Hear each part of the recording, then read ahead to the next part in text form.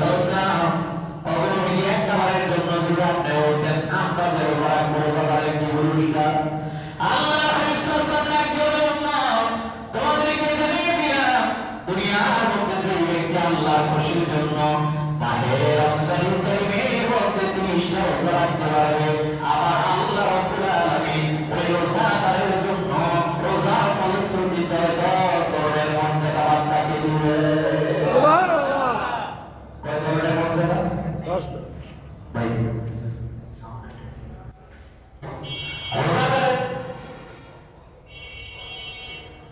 রোজাদারের জন্য আল্লাহ রাব্বুল আলামিন আখিরাতে বলেন এই যে দুনিয়ার মধ্যে আপনি রোজা রাখছেন এই দুনিয়ার মধ্যে রোজা রাখার কারণে আল্লাহ রাব্বুল আলামিন প্রতি রোজাদারের উপর 10 ধরনের মর্যাদা সুবহানাল্লাহ।